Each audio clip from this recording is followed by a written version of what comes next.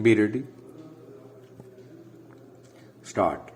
Whenever officers are required for service at the center, inquiries should be addressed by the establishment officer to the provincial governments, indicating the terms, the seniority and qualifications required for the incumbent of the post in question, and leaving it to them to recommend the names of such officers as they could spare. Stop.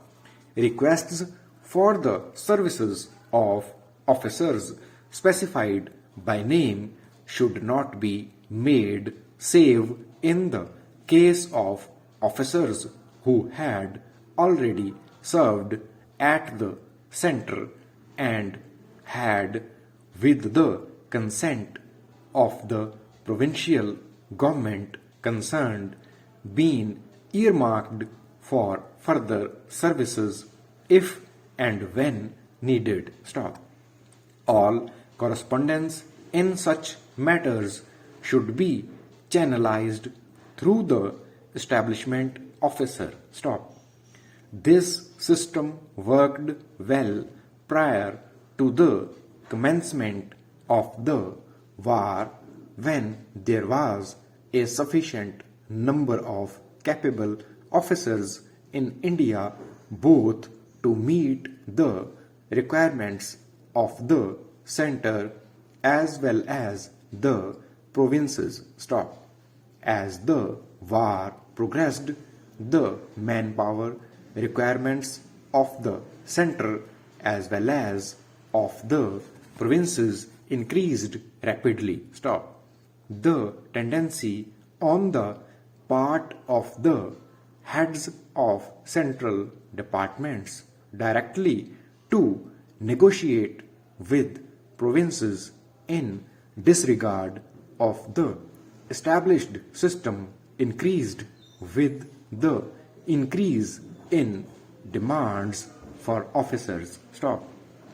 Even after the termination of the war, there was no significant diminution in the requirements of manpower, and the practice of obtaining officers by personal contacts or influences continued to such an extent that in December 1946 the then Viceroy had to intervene and direct that the practice of asking provincial governments for officers by name should cease. Stop.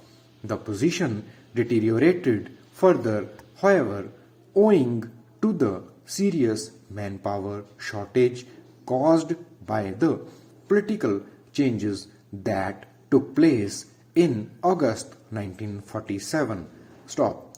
Owing to the departure of European and Muslim officers, very serious gaps were left in all the cadres. Stop. Requests addressed by the establishment officer for the loan of provincial officers have since met with scant success. Stop.